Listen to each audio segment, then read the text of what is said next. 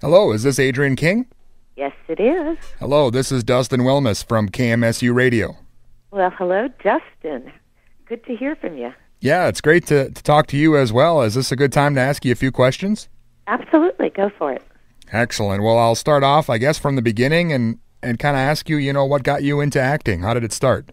Oh, boy. Let's see. It started really before I could talk because I did my first commercial when I was 6 months old. So Okay. if you want to get really down to it, I always say not like I had a whole lot of say in the matter, Yeah, I guess but, not. But needless to say, when I knew what was going on, I loved the whole aspect of acting. That my first real gig was something that a lot of people know called Inherit the Wind, and I did that for Hallmark Hall of Fame when I was 8 years old. So that's kind of how it all started. I knew at the bug had bitted, and I was bitten. Yeah, and I know early on in your career you were actually a dancer in a few movies like Hair and Saturday Night Fever, I read.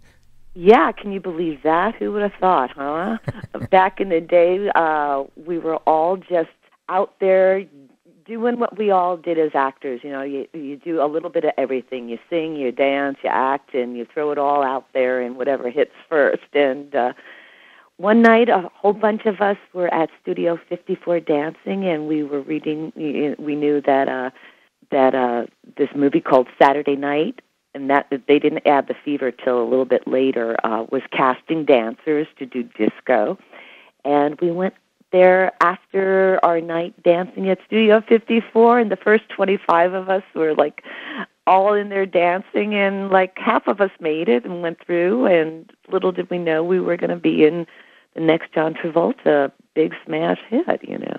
Well, and talking about another big smash hit, obviously a lot of people know you as Alice Hardy from Friday the 13th. Can you tell us a little bit about how you wound up on that movie?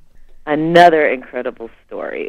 No one knew back in 1979 that this little baby independent movie was going to be so huge in 1980, and then we'd be talking about it almost 35 years later, if you can believe that. Yeah.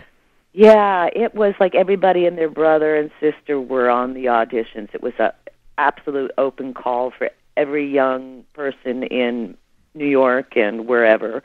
And there were 3 days of initial casting of hundreds and hundreds of people. I didn't even have a theatrical agent back then.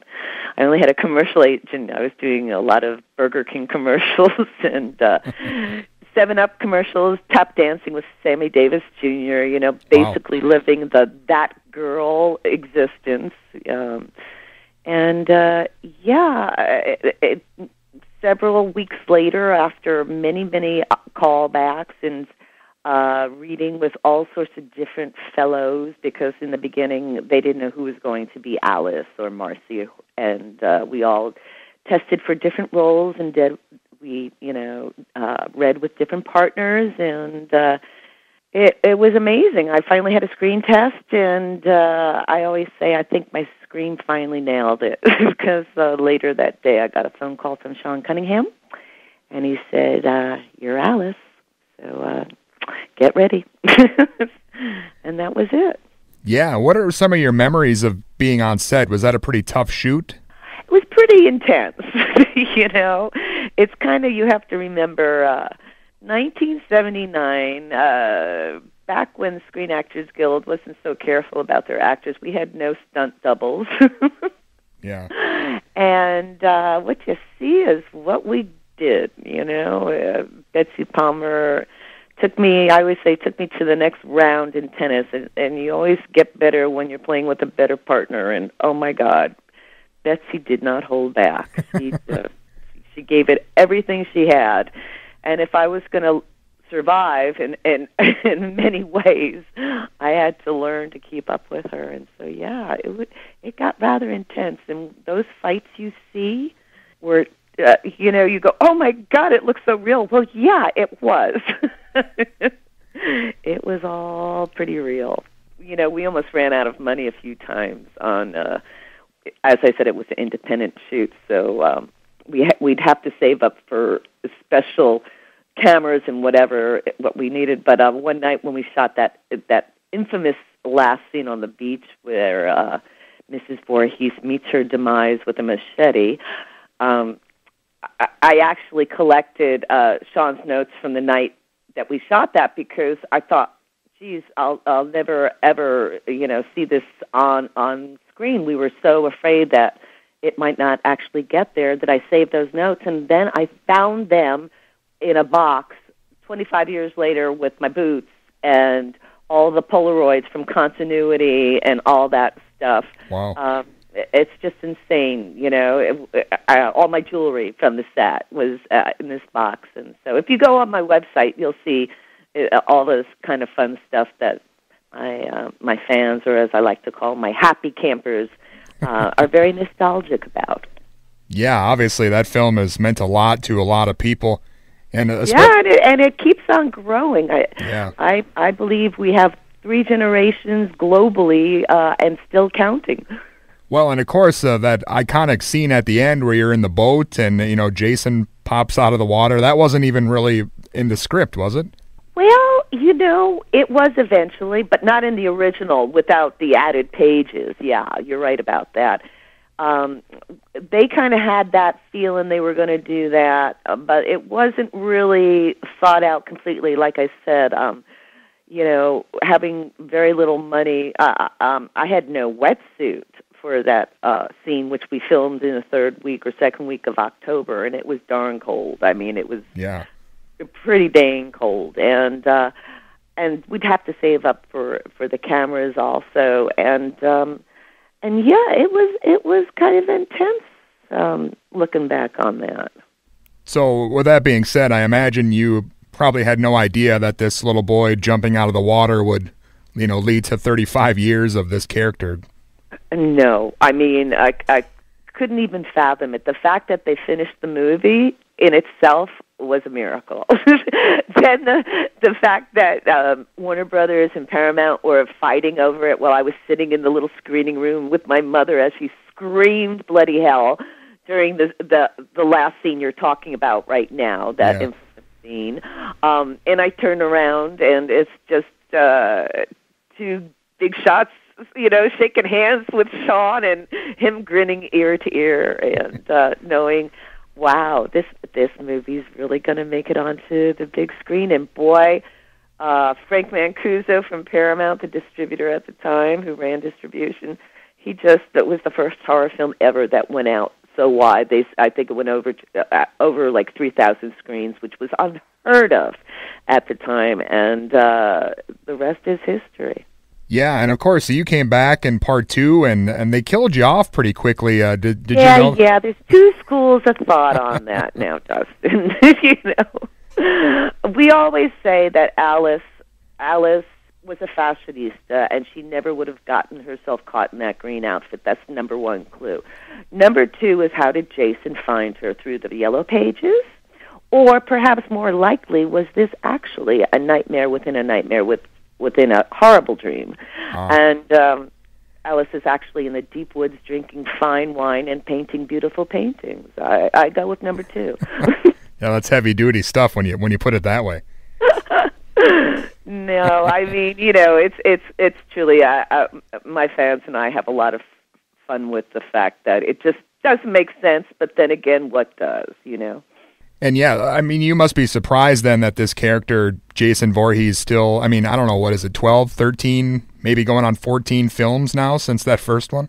Yeah, I think the one that they're working on now could be number 13, but then again, do you count the remake? I don't know how they do it. So, yeah it's one of those numbers up there in the teens. It's kind of crazy. It's just, who would have thought? And Jason... Yeah, well, they were pretty smart, weren't they? They created this iconic demon, and he evolves over the actual series, which is kind of fascinating in itself. The whole series and what it's become is just masterful and incredulous at the same time. Yeah, most definitely. And I know you took quite a long break from acting, after that film came out. Was there, You know, a particular reason why that was and why you decided to come back more recently? Yeah, well, I kind of shared this with my fans in '04 after Peter Brackey's Crystal Lake Memories book came out. And the story's on my website, too, on adrienneking.com, if you want to check it out, loosely. But unfortunately, I had a stalker right from the get-go after a few weeks after the movie came out. And this was before there were stalking laws. And there weren't any stalking laws until 1986 when poor Rebecca Schaefer was killed by a fan, by a stalker. And unfortunately, I went through some, like a year or so of hell, bloody hell, before law enforcement or FBI did anything, because back then someone had to actually physically endanger you before the law enforcement would pay attention, crazy as it seems, you know. Then there were no video cameras back then. You have to imagine there were no cell phones, so it was kind of creepy. I'd get Polaroids under my door of what I'd been doing the day before, the night before, those type of things. Only they go on and on and on. Wow. And so, yeah, I took a break. Yeah, I can see why. You didn't know about that, huh?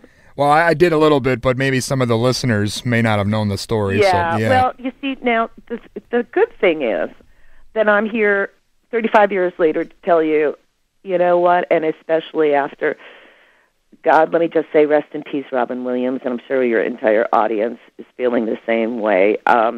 You know, if you could just hold on to that next day, and Lord knows I had a few of those myself. And now I have a lot of fans that actually find strength through Alice's character in Friday the 13th, which is just the most incredible thing, again, as an actress, being that when the movie first came out, you know, people were kind of down on women in horror films just to start with. It was like, oh, you do that, you know, that kind of thing. It's a whole different world now. But I just after going through all of that horrible stuff, and it taking quite a while to come back and trust on camera. I did voiceovers for a good, solid, gosh, 15 years, even 20 years, maybe, which was a wonderful niche for me because I went off to London after Friday the 13th, studied at the Royal Academy over there, came back to do some, I got a gig on All My Children, and standing in the wings ready to go on camera, I had an anxiety attack, which I share, and the whole thing just kind of made me realize that on camera was going to have to wait. Actually, my manager, my agent, who's still with me now after all these years, was smart enough to say, someday you'll be ready to come back, but obviously not now. And she stuck by me, stayed by me. And, you know, I just say to anyone out there who's going through hell or looking for a little strength, hang in there if you can, just to the next day. You know, reach out to somebody because it's, oh, God, you know, I just feel so bad for everybody who's going through that little hell that I myself had my little portion of it, and I'm not comparing myself to anyone else's, what they went through, but I'm just saying, you know, it hits us all in so many ways. Right. And I just share that with my audience because on Facebook and on my website, and I do connect with my fans now because they're the ones who actually got me through healed the last hole in my heart, because I didn't even realize that was there after going through a lot of therapy. Once I came to grips with the fact that if I ever wanted to really get going back into the world of film or just get going back completely as a human being, I had to deal with this stuff. And I went to my first convention because Peter Brackey said, you know, you have fans out there you have to reconnect with, and you have to let them know why you disappeared. And lo and behold, at my first Chiller convention back in '04, someone asked the question that, you know, in this huge auditorium, why did you leave us after part 2? And I said, you know what?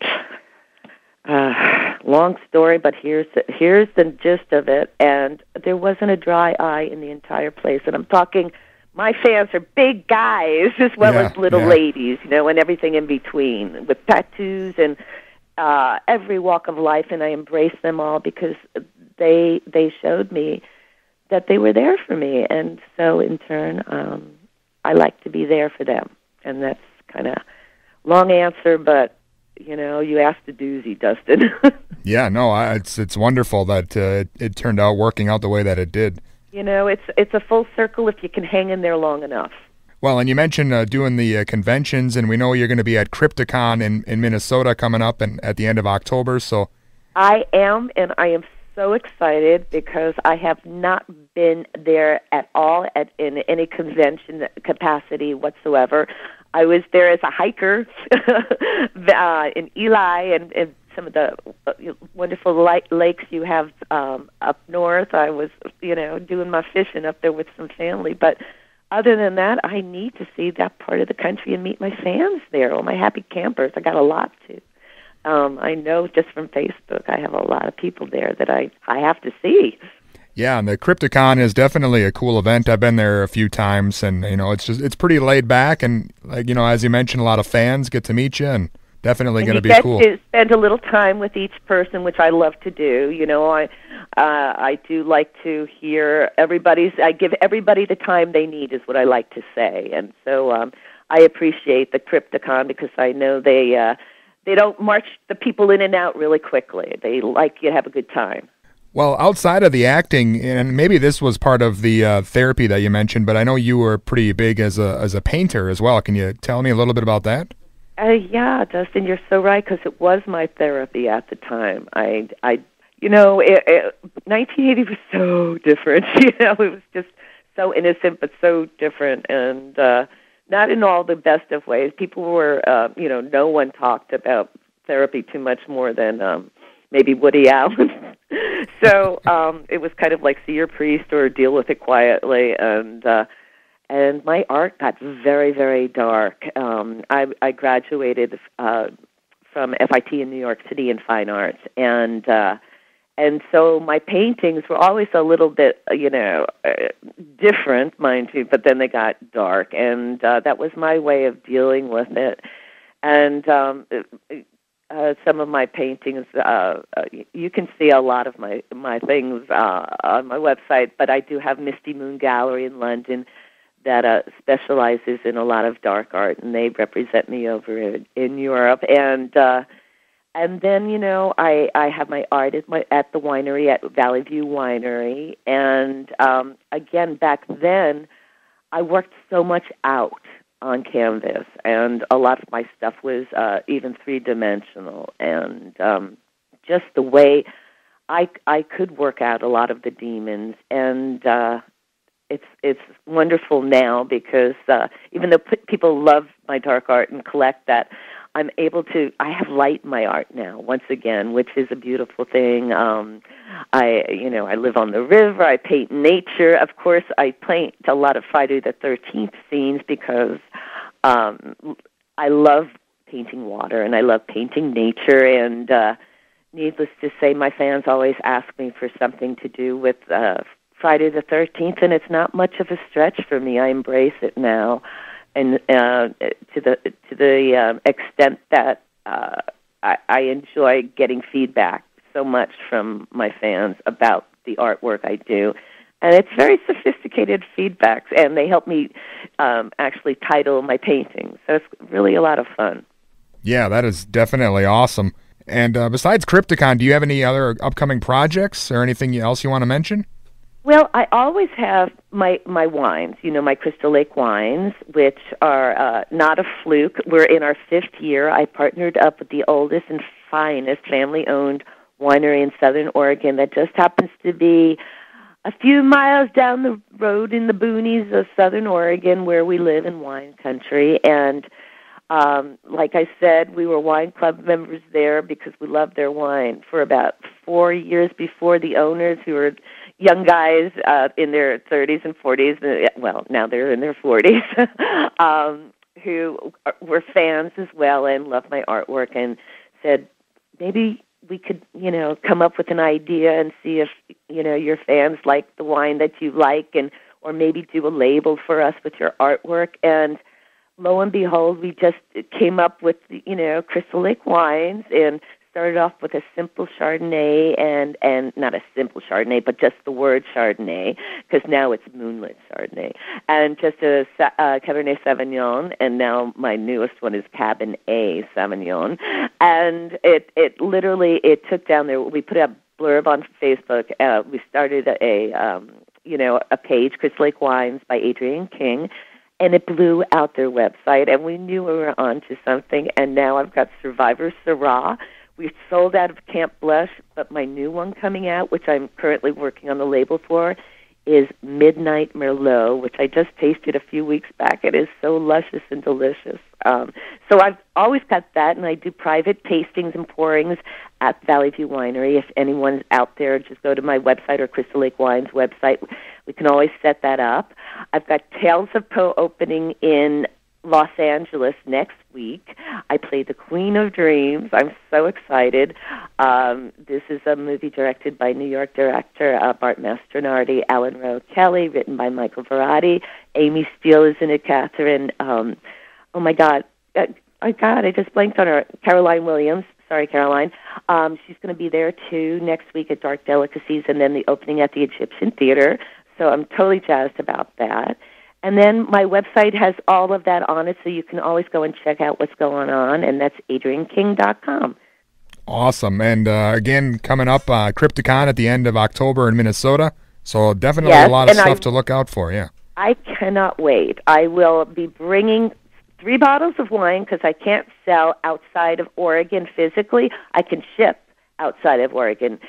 But so I'm going to bring my 3 bottles of my wine, and each day I will be raffling them off. So make sure you come up and you see me and you get a raffle ticket, and or I think we did Twitter last time. You sign me up.